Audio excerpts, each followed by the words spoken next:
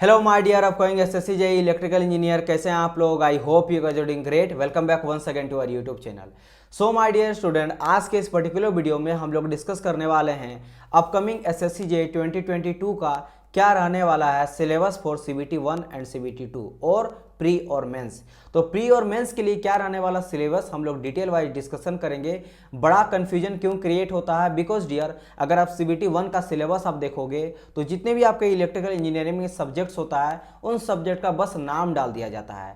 तो उस सब्जेक्ट में कौन कौन चैप्टर से पूछा जाता है, कौन कौन टॉपिक से क्वेश्चन रहेगा, उसके बारे में बिल्कुल आइडिया मुझे नहीं लगता है। लेकिन अगर आप सीबीटी सेकंड यानी मेंस का आप देखोगे तो वहाँ पे डिटेल वाइज दिया गया है सारे चीज़ों के बारे में, जितने भी आपका सब्जेक्ट्स हैं एंड सब्जेक्ट में जो भी टॉपिक से क्वेश्चन पूछा जाता है। तो प्रॉब्लम ये क्रिएट होता है कि सर सीबीटी 1 यानी अगर मैं प्री के लिए क्वालिफाई करता हूँ तो उसके लिए हम कौन सा सिलेबस को फॉलो करेंगे।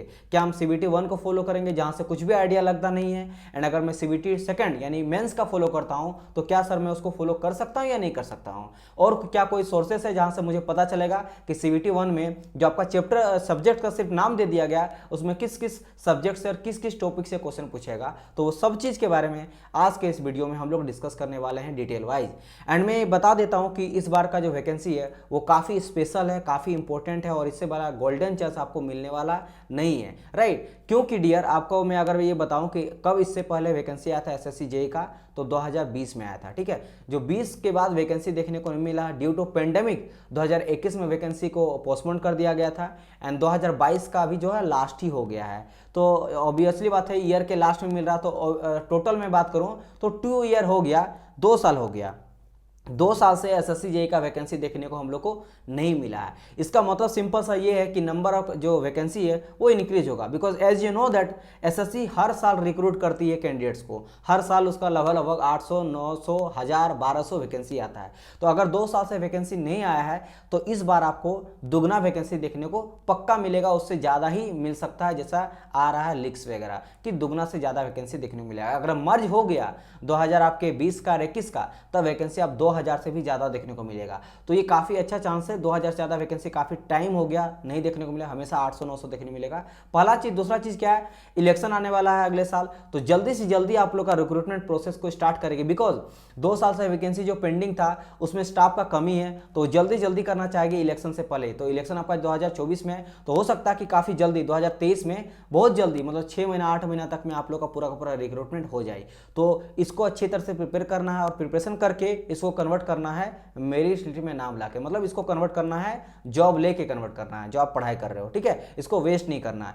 उसके लिए सबसे इंपॉर्टेंट होता है सिलेबस के बारे में जानना। अगर आप सही सिलेबस अगर जानते हो तो आपका 6 महीना जो आप मेहनत करते हो ना वो आप 4 महीना में कर सकते हो, जो 1 साल में मेहनत करते हो वो 6 महीना में कर सकते हो। क्योंकि सिलेबस के अकॉर्डिंग अगर पढ़िएगा तो काफ़ी अच्छा रहता है, पैटर्न के अकॉर्डिंग पढ़िएगा। अगर आपको कुछ नहीं पता है ना तो फिर आप पढ़ते रहिएगा, आपको पता नहीं चलेगा और एग्जाम आप में आप अच्छा नंबर नहीं ला पाइएगा, ठीक है। बिकॉज चाहे सिविल का कोई एक एक सब्जेक्ट लो उसमें पीएचडी किया जाता है, एमटेक किया जाता है, तो पढ़ने के लिए इतना है कि आप अगर लाइफ भर भी पढ़ोगे फिर भी खत्म नहीं कर पाओगे, इतना इलेक्ट्रिकल का सिलेबस होता है। बट आप किस एग्जाम के लिए प्रिपेयर कर रहे हो उसके लिए क्या इंपॉर्टेंट है उसको पढ़ना है। उससे ज़्यादा इंपॉर्टेंट सबसे इंपॉर्टेंट यह आ जाता है सिलेबस में पढ़ने से ज़्यादा छोड़ना, कि मेरे लिए क्या इंपॉर्टेंट है उसको मुझे छोड़ना पड़ेगा, ये नहीं कि कुछ भी पढ़ते जा रहे हो, समझे। तो हम लोग उसी के बारे में डिस्कस करने वाले हैं कि क्या रहने वाला। तो उससे पहले मैं आपको थोड़ा बहुत पहले ओवरऑल एक आइडिया बता देता हूँ, ठीक है। पैटर्न के बारे में पहले हम लोग जान लेते हैं। स्कीम ऑफ एग्जामिनेशन का अगर मैं बात करता हूँ, यह आपका ऑफिशियल नोटिफिकेशन से डाटा लिया गया है जो 2022 में रिलीज हुआ है।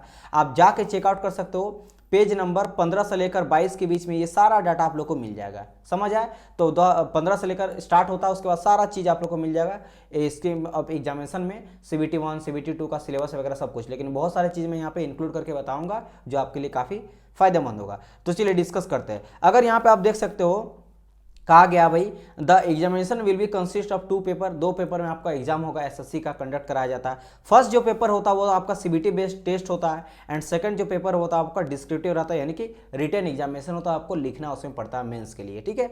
अगर मैं बात करता हूँ डिटेल वाइज, तो देखो यहाँ पे पेपर 1 का अगर मैं बात करता हूँ, पेपर 1 जैसे मैंने कहा सीबीटी बेस्ड रहेगा, यानी कंप्यूटर बेस्ड एग्जामिनेशन आपका होगा, ठीक है। इसमें अगर मैं सब्जेक्ट का बात करता हूँ तो आपको 2 सब्जेक्ट पूछा जाता है, टेक्निकल से भी रहता है और नॉन टेक्निकल से रहता है, ठीक है। टेक्निकल पोर्शन से रहेगा, नॉन टेक्निकल पोर्शन से और टेक्निकल पोर्शन। तो आप जो ये देख रहे हो part, this is your non technical portion, ये देख रहे हो आपका क्या है, आपका non technical portion. Non technical में सर क्या क्या रहता है, तो नॉन टेक्निकल में आपका रहेगा एक तो रीजनिंग वाला पोर्शन रहता है और दूसरा रहता है जनरल अवेयरनेस। दोनों से 50-50 नंबर का क्वेश्चन पूछा जाता है और हर एक क्वेश्चन 1 नंबर का रहता है। इसीलिए देखो यहाँ कहा गया number of question oblique maximum mark, मतलब 50 क्वेश्चन यहाँ कहा गया है, ठीक है। 50 क्वेश्चन 50 मार्क का। सिमिलरली अगर जनरल अवेयरनेस का बात करेंगे तो यहाँ कहा गया 50 क्वेश्चन एंड 50 मार्क का, यानी कि हर एक क्वेश्चन 1 मार्क का रहता है। सर जी नेगेटिव देखने को मिलेगा या नहीं मिलेगा, बिल्कुल यहाँ पे आपको देखने को मिलेगा, नेगेटिव भी यहाँ पे रहता है। कितना रहता है, अगर आप एक क्वेश्चन को गलत करते हो तो 0.25 नंबर यहाँ पे काट लिया जाएगा। मतलब अगर आप 4 क्वेश्चन को गलत करते हो तो आपसे 1 नंबर कट हो जाएगा, ठीक है। 4 क्वेश्चन को गलत करते हो तो 1 नंबर काट लिया जाएगा, सही जो आप अटेंड किए हो करेक्ट उससे 1 नंबर काट लिया जाएगा अगर आप 4 क्वेश्चन गलत करते हो। समझ आया। टाइम कितना मिलता है सर, टाइम आपको मिलता है 2 घंटा। मतलब अगर मैं यहाँ पे डिस्कस करता हूँ तो मैं सभी चीज़ को पहले हटाता हूँ, यानी कि यहाँ पे आपको 200 क्वेश्चन है पेपर 1 के लिए, ठीक है। यहाँ मैं पेपर 1 का डिस्कस कर रहा हूँ। पेपर 1 में 100 तो क्वेश्चन हो गया आपका किसका, आपका नॉन टेक्निकल वाला, जिसमें आपका पूछा जाता है जनरल रीजनिंग पूछा जाता है, इंटेलिजेंस एंड रीजनिंग, एंड आपका 50 क्वेश्चन रहता है जनरल अवेयरनेस। तो इससे हो गया 100 क्वेश्चन। एंड टेक्निकल, ये आपका टेक्निकल वाला पोर्शन यहाँ से रहता है 100 क्वेश्चन। तो 100 और 100 यानी कि 200, यानी कि 200 आपका क्वेश्चन रहने वाला है एंड 200 मार्क्स का रहने वाला है। और टाइम कितना मिलेगा, 2 घंटा, यानी कि 120 मिनट आपको टाइम मिलने वाला है। 2 घंटे यहाँ पे टाइम मिलेगा। एक क्वेश्चन को बनाने के लिए 1 मिनट भी आपको टाइम नहीं मिलने वाला है, तो काफ़ी बेसिक क्वेश्चन रहेगा, ठीक है। अगर यहाँ पे न्यूमेरिकल क्वेश्चन भी रहेगा तो बहुत ही इजी क्वेश्चन रहेगा, put the value get the answer वाला, बिकॉज यहाँ पे कैलसी वगैरह को अलाउड नहीं किया गया है। ना तो स्ट्रीम टेबल आप ले जा सकते हो, ना स्टील रूल वगैरह, ना केएलसी वगैरह, ना ही वहाँ पे भी आपको डिजिटल केएलसी मिलेगा। कुछ भी आपको मिलने वाला नहीं है, खुद से केएलसी कैलकुलेट करना है। तो अभी से प्रैक्टिस करिएगा। अगर आप केएलसी यूज़ करिएगा तो उसको अवॉइड कीजिएगा, ठीक है। अपने से मतलब कैलकुलेशन वगैरह करिएगा। अब बात करते हैं टेक्निकल में, तो टेक्निकल में देख सकते हो, अगर आप सिविल से हो तो सिविल से 100, अगर इलेक्ट्रिकल्स हो तो इलेक्ट्रिकल से 100, और मैकेनिकल्स हो तो मैकेनिकल से 100। अच्छा, एक चीज़ बच्चों को कन्फ्यूजन होता है, सर जी यहाँ पे जनरल इंजीनियरिंग लिखा गया है, क्योंकि अभी बहुत सारा ऐसा एग्जाम हो रहा है जहाँ पे जनरल इंजीनियरिंग लिख दिया जाता है, वहाँ से सिविल, इलेक्ट्रिकल, मैकेनिकल तीनों से समअप करके, मिक्सअप करके क्वेश्चन पूछा जाता है 100। क्या ऐसा होगा? बिल्कुल ऐसा नहीं होगा। जैसा अगर आप इलेक्ट्रिकल से हो तो सिर्फ इलेक्ट्रिकल से ही 100 क्वेश्चन आने वाला है, ना तो सिविल का देखने को मिलेगा, ना ही मैकेनिकल का यहाँ पे देखने को मिलेगा, ठीक है। समझ आया। अच्छा, यहाँ पे टाइम के एक चीज़ बता देते हैं, 2 घंटा प्लस 40 मिनट क्यों एक्स्ट्रा दिया गया? 40 मिनट दिया गया, अगर आप फिजिकल डिसेबिलिटी से बिलोंग करते हो देन आपको 40 मिनट एक्स्ट्रा यहाँ पे दिया जाएगा। समझ आया कि नहीं? चलिए, ये चीज़ हो गया। बाकी पेपर 2 बात करेंगे तो ये आपका डिस्क्रिप्टिव टाइप होता है, यानी कि रिटन एग्जामिनेशन होता है।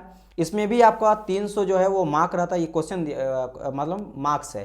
क्वेश्चन कितना रहता है सर? 6 क्वेश्चन रहता है, जिसमें से आंसर आपको 5 क्वेश्चन देना है। आउट ऑफ 6 में 5 क्वेश्चन का आपको आंसर देना, मात्र 6 क्वेश्चन ही रहता है जिसमें 5 का आंसर देना। उसमें आपका टोटल मार्क्स कितना मिलेगा? 300, बिकॉज वो लिखना पड़ता है आपको नंबर वाइज, जो आप लिखते हो उस बेसिस पे आपको, जिस तरह सेमेस्टर का एग्जाम देते हो वैसे यहाँ पे मार्किंग किया जाएगा। इसके लिए भी सेम 2 घंटा आपको टाइम मिलता है, 120 मिनट टाइम मिलता है, ठीक है। एंड आपको अगर मैं बात करूँ एक्स्ट्रा 40 मिनट मिलता है फॉर डिसेबिलिटी कैंडिडेट्स, राइट। तो इसमें भी वही रहेगा, अगर आप इलेक्ट्रिकल से हो तो सिर्फ इलेक्ट्रिकल से रहने वाला है आपको 6 क्वेश्चन, जिसमें आपको 300 मार्क्स का रहता है, 2 घंटा टाइम मिलेगा। चलिए, अब हम लोग डिटेल में डिस्कस करते हैं CBT 1 एंड CBT 2 का। अच्छा, कुछ चीज़ों के बारे में बता देते हैं, ये आपको नोटिफिकेशन में दिया गया। सबसे पहली बात, अगर मैं बात करता हूँ यहाँ पे जो आपका फर्स्ट CBT रहने वाला है, फर्स्ट पेपर, वो आपका ऑब्जेक्टिव टाइप रहेगा, मल्टीपल चॉइस क्वेश्चन मिलेगा ओनली, यानी कि क्वेश्चन रहने के बाद आपको 4 ऑप्शन दिया रहता है, जिसमें से एक करेक्ट होगा, बाकी इनकरेक्ट होगा। और हो सकता है कि मल्टीपल चॉइस आंसर रहेगा, लाइक A और B करेक्ट, B और C करेक्ट, तो उस तरह भी हो सकता है। लेकिन हाँ, आपको मल्टीपल चॉइस क्वेश्चन आंसर आपको देखने को मिलेगा। और आपका जो क्वेश्चन रहने वाला है वो हिंदी इंग्लिश दोनों में रहने वाला है। तो बहुत सारे स्टूडेंट को लगता है कि हिंदी रहेगा, नहीं रहेगा, तो आपको हिंदी में भी क्वेश्चन देखने को मिलेगा और इंग्लिश में भी क्वेश्चन देखने को मिलेगा। समझ आया। और क्या इंपॉर्टेंट चीज़ है, नेगेटिव, जैसे देखो यहाँ पे कहा गया there will be negative marking of 0.25 marks for each wrong question. अगर आप कोई भी क्वेश्चन को गलत करते हो तो 0.25 कट कर लिया जाएगा, यानी कि 0.25 इंटू अगर 4 करेंगे तो यहाँ पे 1 आ जाता है, मतलब हर 4 क्वेश्चन पे 1 नंबर आपसे काट लिया जाएगा। इसका भी ध्यान रखना। तो नेगेटिव क्वेश्चन नहीं करना, बिकॉज बहुत सारे स्टूडेंट क्या करता है, मान लो 60 आप सही अटेम्प्ट करके आ गए ठीक है, लेकिन आप 30 क्वेश्चन जो है वो रॉन्ग अटेम्प्ट करके आ गए, तो वो गलती नहीं करना है। आप जितना करो कम करो, बट नेगेटिव मत करना, रिस्क ज़्यादा नहीं लेना। जब तक आप श्योर ना हो तब तक आप रिस्क मत लीजिए। हाँ, कुछ 50-50 पर वाला चांस लगता है कि इसमें से ये होगा, मुझे ज़्यादा प्रोबेबिलिटी लग रहा है कि ये क्वेश्चन होगा, तब भले रिस्क ले सकते हो, वो भी 4-5 क्वेश्चन का ही रिस्क लेना, उससे ज़्यादा आप लोग मत लेना। नहीं तो पता चलेगा कि क्योंकि अगर आप कम भी अटेम्प्ट करके आ रहे हो और अगर नॉर्मलाइजेशन होगा, ऑब्वियसली नॉर्मलाइजेशन होगा ही होगा, इसमें भी कहा गया कि नॉर्मलाइजेशन देखने को मिलेगा, तो आपको टेंशन नहीं लेना। हो सकता है ये 60 नॉर्मलाइजेशन होकर 70 पहुंच जाए, तो आप जो है हड़बड़ा के प्रेशर में आके नेगेटिव क्वेश्चन को अटेम्प्ट नहीं करना। ये मेरे तरफ से एक तरह से आपको गाइडेंस है, ठीक है।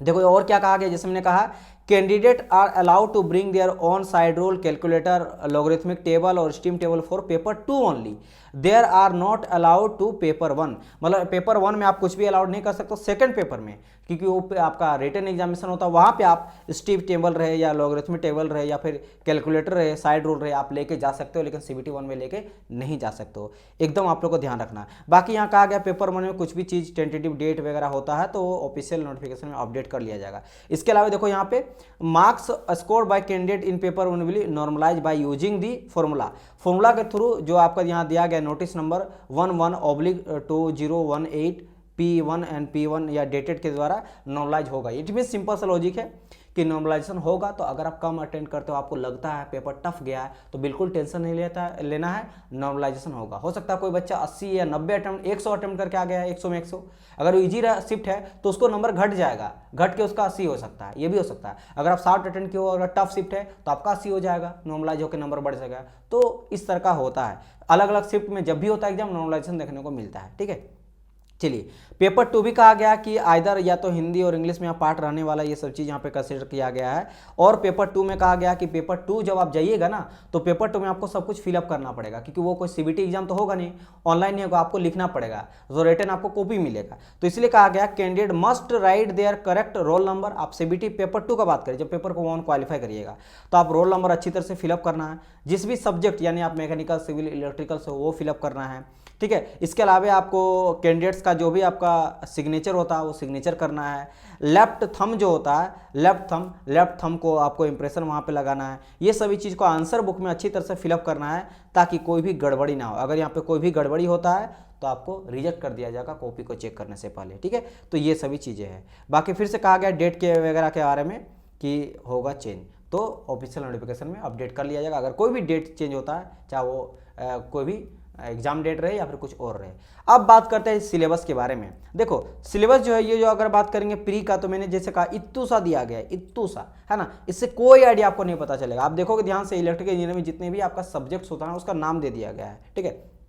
Basic concept, circuit law, magnetic circuit, AC fundamental, measurement and measuring instrument, electrical machine. तो यहाँ से आपको क्या कुछ भी आइडिया पता चल रहा है कि सर मुझे क्या पढ़ना है, तो पूरा सब्जेक्ट्स है, तो इसका कैसे हमको पता चलेगा। तो डियर, आप जो भी यहाँ पे सब्जेक्ट दिया गया है ना, उस सब्जेक्ट का सेकंड पेपर का देखो सब टॉपिक्स। जैसे अगर मैं बात करूंगा, यहाँ पे आ जाते हैं तो देखो यहाँ पे बेसिक कॉन्सेप्ट में सारे सब टॉपिक दिया गया है, ठीक है। यहाँ देखो जैसे सब यहाँ पे है circuit law, magnetic circuit, AC fundamental. तो यहाँ पे देखो क्या, अगर एसी फंडामेंटल है तो हाँ एसी फंडामेंटल है, ठीक है। तो एसी फंडामेंटल से देखो कितना सब टॉपिक यहाँ पे दिया गया है, तो आप इसी को फॉलो करो, इसी के अकॉर्डिंग जो है आपके CBT 1 में पूछा जाएगा। पहला ये हो गया। दूसरा, और डाटा आपको कहाँ से मिलेगा, सबसे इंपॉर्टेंट है जो कि VVVI है। अगर ये भी नहीं करते हो ना, ये तो कर ही लोगे, लेकिन सबसे इंपॉर्टेंट है प्रीवियस ईयर का लगाना क्वेश्चन सॉल्यूशन। या तो कोई टीचर कराता है या फिर आप खुद सॉल्यूशन बुक मिलता है मार्केट में। इसके लिए क्या करो, SSC JEE 2022-23 का, ठीक है, 2022-23 का गाइडेंस सीरीज बना दिया गया है। उसमें आपका इंपॉर्टेंट बुक्स के बारे में बताया गया है। किसके बारे में, important books for mechanical, electrical, civil. उसमें मैं टेक्निकल और नॉन टेक्निकल दोनों बुक्स के बारे में बात किया हूँ, इलेक्ट्रिकल इंजीनियरिंग का इंपॉर्टेंट, जिसमें तीनों का बात किया है, मैकेनिकल का भी, इलेक्ट्रिकल का, सिविल का भी। तो इलेक्ट्रिकल अभी किया गया, वहाँ से जाकर देख लो आप इंपॉर्टेंट बुक्स जो है वो कौन सा लगाना for previous year question solution. तो प्रीवियस ईयर क्वेश्चन सॉल्यूशन जिसमें 15 से 20 साल का पेपर आपको मिल जाएगा SSC का। इसके अलावा उसमें RRB का, स्टेट लेवल AJE का, ठीक है, जितने भी गेट ये सबका वहां पे दिया जाएगा, सब कुछ वहां पे पड़ा हुआ क्वेश्चन है। तो उस बुक से आप जाके वहां पे सॉल्यूशन भी मिल जाएगा और आपको वेटेज भी पता चल जाएगा। वेटेज मतलब जैसे एसी फंडामेंटल, तो एसी फंडामेंटल का जो भी वहां क्वेश्चन रहेगा ना, वो सब बहुत अच्छे तरह सजा के उस बुक में हर एक चैप्टर वाइज और टॉपिक वाइज सजा के दिया गया है। जैसे एसी फंडामेंटल, इसमें भी जितने भी आपका टॉपिक है ना, उस टॉपिक में कितना क्वेश्चन पूछा गया हर साल वो बताया गया। तो आपको पता चलेगा कि कौन सा सब्जेक्ट पहली बात इंपॉर्टेंट है इलेक्ट्रिकल के लिए, सबसे इंपॉर्टेंट, जिसे मैक्सिमम जिसमें क्वेश्चन पूछा गया वो ज्यादा इंपॉर्टेंट हो गया, ठीक है, और उसमें से भी किस किस टॉपिक से क्वेश्चन पूछा गया है। तो ये आपको आइडिया पता चलेगा प्रीवियस ईयर के क्वेश्चन सॉल्यूशन से। बाकी जैसे मैंने कहा कि अगर आप प्री का क्वालिफाई कर रहे हो, ठीक है, बिना प्री को क्वालिफाई करना है तो आपको जो पेपर आपको स्टडी करना है ना, यानी सिलेबस जो स्टडी करना है वो आप CBT 1 का मत करना, क्योंकि यहाँ पे कुछ खास दिया नहीं गया है। आप CBT 2 जो भी इसमें टॉपिक्स दिया गया है, जो भी आपका चैप्टर दिया गया है, उस चैप्टर का डिटेल डिस्क्रिप्शन देख लो आप पेपर 2 का, उसके अकॉर्डिंग उसको पढ़ो, ठीक है, समझ आया कि नहीं। हाँ, कुछ ऐसे चैप्टर है जो पेपर 1 में है, पेपर 2 में नहीं है, तो उसको मत देखो, लेकिन जो पेपर 1 में है उसका डिटेल वाइज सब टॉपिक देखने के लिए आपको CBT 2 का ही फॉलो करना पड़ेगा। तो आप एक तरह से आप ये मान लो कि पेपर 2 में जो सिलेबस है ना, ये प्री में भी रहने वाला और मेंस में भी इसी का प्रिपरेशन आपको करना है। जैसे बेसिक कॉन्सेप्ट में क्या क्या दिया गया है, concept of resistance, conductance, capacitance, ठीक है, वेरियस फैक्टर दिया गया है, ठीक है, करंट का, वोल्टेज का, पावर का, एनर्जी का, देयर यूनिट्स का, तो यहाँ से काफ़ी क्वेश्चन पूछा जाता है। तो यहाँ से ये सभी चीज़ें, और हो सकता है मैं और एक चीज़ आपको बता देता हूँ कि कुछ आपका चैप्टर्स का जो टॉपिक है वो रहता तो नहीं है सिलेबस में, बट पूछा जरूर जाता है, ये मैं देखने को मिला है, ठीक है, बहुत सारे ऐसे टॉपिक्स है जो मिसिंग है बट एग्जाम में पूछा जाता है SSC के। तो वो भी आपको कहाँ से पता चलेगा, सबसे जो ब्रह्मास्त्र है ना, ये रामबाण आपका प्रीवियस ईयर क्वेश्चन ही है। अगर आप प्रीवियस ईयर क्वेश्चन को देखोगे तो सब पता चल जाएगा कि कौन कौन सा टॉपिक्स है जो सिलेबस में कंसीडर नहीं किया गया, ना तो CBT 1 में ना CBT 2 में, बट एग्जाम में जरूर पूछा जाता है। तो इसके लिए सबसे इंपॉर्टेंट है प्रीवियस ईयर का क्वेश्चन सॉल्यूशन। जैसे सर्किट लॉ में देखो किरचॉफ्स लॉ दिया गया, simple circuit solution with network theorem. Magnetic circuit में बात करेंगे तो कॉन्सेप्ट ऑफ फ्लक्स, MMF, ठीक है, यहाँ पे सारे चीज़ों के बारे में बताया गया है। एसी फंडामेंटल में देखो peak value, RMS value, average value के बारे में कहा गया है। फिर यहाँ पे सिंपल सीरीज के बारे में, पैरेलल सीरीज के बारे में कहा गया है, ठीक है, 3 फेज हो गया, DC साइनसोइडल रिस्पॉन्स हो गया है, ठीक है, RL एंड RC सर्किट्स हो गया, स्टार डेल्टा कनेक्शन हो गया, ये काफ़ी इंपॉर्टेंट टॉपिक्स हो गया। मेजरमेंट और मेजरिंग इंस्ट्रूमेंट में अगर बात करेंगे तो कैसे हम लोग मेजरमेंट करते हैं पावर का, 3 फेज का, ठीक है, 1 फेज रहे या 3 फेज रहे या फिर बोथ, दोनों का एक्टिव और रिएक्टिव का, ठीक है। इसके बाद उसका एनर्जी कैसे हम लोग करते हैं, 2 watt meter, 3 phase power measurement के बारे में कहा गया है। और बात करें मल्टीमीटर हो गया, ठीक है, वॉट मीटर हो गया, ये सभी इंपॉर्टेंट है। Signal generator, CT, PT and their earth fault detection, ये सभी चीज़ों के बारे में हो गया। तो सब चीज़ यहाँ पे आपको डिटेल में मिल जाएगा। और सिलेबस देख लो, जैसे इलेक्ट्रिकल मशीन्स, तो इलेक्ट्रिकल मशीन में DC मशीन हो गया जिसका कंस्ट्रक्शन प्रिंसिपल वर्किंग हो गया, ठीक है, DC मोटर का, जनरेटर का, there characteristic and speed control. फिर यहाँ पे कहा गया स्टार्टिंग कैसे करते हैं हम लोग DC मोटर को, भ्र भ्र भ्र सी, जैसे है ना आपके किस में दिखाया गया है, शायद आपके मुझे याद नहीं आ रहा, 3 इडियट्स में। तो स्टार्टिंग कैसे DC मोटर कैसे स्टार्ट होता है। इसके अलावा लॉसेस इफिशिएंसी के बारे में यहाँ पे कहा गया, फेज़ 1, 3 फेज़ का ट्रांसफॉर्मर, उसका कंस्ट्रक्शन, ठीक है, काफ़ी इंपॉर्टेंट सारे टॉपिक यहाँ पे दिया गया है। और जो कुछ अगर मिसिंग कुछ है तो आपके प्रीवियस ईयर से नॉलेज आपको पता चल जाएगा। फर्स्ट फेज, सेकंड फेज का ऑटो ट्रांसमिशन ट्रांसफार्मर के बारे में, 3 फेज इंडक्शन मोटर हो गया, यहाँ पे टॉर्क स्पीड कैरेक्टरिस्टिक के बारे में कहा गया है, ठीक है, 3 फेज इंडक्शन मोटर हो गया, उसका ब्रेकिंग का मेथड हो गया, effect of voltage frequency variation जो करता है टॉर्क में, स्पीड कैरेक्टरिस्टिक में, ठीक है, राइट। इसका सिंक्रोनियस मशीन से रिलेटेड यहाँ कहा गया है। Generation of 3 phase EMF, mature reaction, voltage regulation, parallel operation of 2 alternating, ठीक है, सभी चीज़ों के बारे में। फिर यहाँ पे कहा गया जनरेशन, ट्रांसमिशन एंड डिस्ट्रीब्यूशन के बारे में डिटेल दिया गया है, जिससे डिफरेंट टाइप्स ऑफ पावर हो गया, स्टेशन, लोड फैक्टर हो गया, ठीक है, डिमांड फैक्टर हो गया, कॉस्ट ऑफ जनरेशन हो गया, और इंपॉर्टेंट चीज़ जैसे टाइप्स ऑफ फॉल्ट्स हो गया, शॉर्ट सर्किट करंट हो गया, यहाँ पे सिस्टमेटिक फॉल्ट तो देखा जाता है, ठीक है। इसके अलावा देख सकते हो यहाँ पे जैसे ओवर करंट हो गया, ठीक है, protective against the earth leakage हो गया। और यहाँ पे अगर मैं बात करता हूँ तो यहाँ पे कुछ और चीज़ आ गई, जैसे various transmission and distribution system हो गया, कंपेरिजन ऑफ कंडक्टर मटेरियल हो गया, efficiency of different system cables हो गया, डिफरेंट टाइप ऑफ केबल हो गया, केबलिंग रेटिंग एंड आपका फैक्टर हो गया, डियरिंग फैक्टर हो गया। और यहाँ पे देखो एस्टिमेशन एंड कॉस्टिंग से कहा गया है, कैसे हम लोग लाइटिंग स्कीम होता है, इलेक्ट्रिकल इंस्टॉलेशन होता है मशीन का, राइट। फिर यहाँ पे utilization of electrical energy, right. यहाँ पे इल्यूमिनेशन हो गया, इलेक्ट्रिकल हीटिंग हो गया, इलेक्ट्रिक वेल्डिंग हो गया, इलेक्ट्रोप्लेटिंग हो गया, इलेक्ट्रिक ड्राइव्स हो गया, मोटर्स हो गया। बेसिक इलेक्ट्रॉनिक्स में बात करेंगे तो working variation of electric device जैसे पीएन जंक्शन हो गया, डायोड्स हो गया, ट्रांजिस्टर हो गया, जिसमें आपका एनपीएन आ गया, पीएनपी टाइप आ गया, ठीक है, फिर बीजेटी आ गया, जेएफईटी आ गया, single circuit using this device. तो ये सभी टॉपिक्स है जो आपके सीबीटी में अगर वहाँ पे है कॉमन, तो इससे आप स्टडी करना सीबीटी 1 सीबीटी 2 के लिए, तो काफ़ी ज़्यादा हेल्पफुल होगा। इसके अलावा मैं आपको बता देता हूँ, हम लोग का एसएससी जेई लास्ट 16 ईयर का पेपर को स्टार्ट कर दिए हैं। अभी मैकेनिकल का स्टार्ट किया जा रहा है, सिविल और इलेक्ट्रिकल का भी स्टार्ट हम लोग करने वाले हैं। तो पिछला हम लोग 16 से लेकर 20 साल का जितने भी आपको पूछा गया है एसएससी में, जितने भी पूछा गया है, सारे सब्जेक्ट वाइज हम लोग डील करते हुए चल रहे हैं। तो आप जाके यहाँ से चेकआउट कर सकते हो, सारा आप लोग को मिल जाएगा।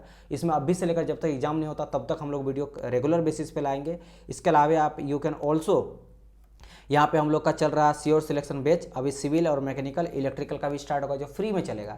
एसएससी जे का प्रीवियस ईयर क्वेश्चन सॉल्यूशन भी पिछला 20 साल का फ्री में कराएंगे, और sure selection batch mechanical electrical civil तीनों का फ्री में कराया जाएगा, जिसमें थ्योरी हम लोग कराएंगे एसएससी जेई के सिलेबस के अकॉर्डिंग, राइट। ये आपका हेल्पफुल करेगा आरआरबी जेई से रिगार्डिंग भी। इसके अलावा एसएससी जे के गाइडेंस सीरीज देख सकते हो, जहाँ पे आपको, जैसे मैंने कहा, अगर आप लोग को बुक के बारे में पता करना तो यहाँ से पता कर सकते हो। कटअप कितना गया है इलेक्ट्रिकल का पिछला 5-7 साल में, यहाँ से पता कर सकते हो। सब्जेक्ट वाइज वेटेज यहाँ से आप पता कर सकते हो। हर वो चीज़, कितना वैकेंसी आएगा, एग्जाम पैटर्न क्या है, सब चीज़ आपको यहाँ से आइडिया पता चल जाएगा, राइट। इसके अलावा अगर आप पेड कोर्स लेना चाहते हो, ठीक है, एसएससी जेई का, तो वो लॉन्च कर दिया गया है, जिसमें आपको मिलेगा क्या क्या, इसमें आपको 1.5 साल का पहले बाद वैकेंसी आपको मिल जाएगा टाइम पीरियड, ठीक है, इतना आपको मिलेगा वैलिडिटी।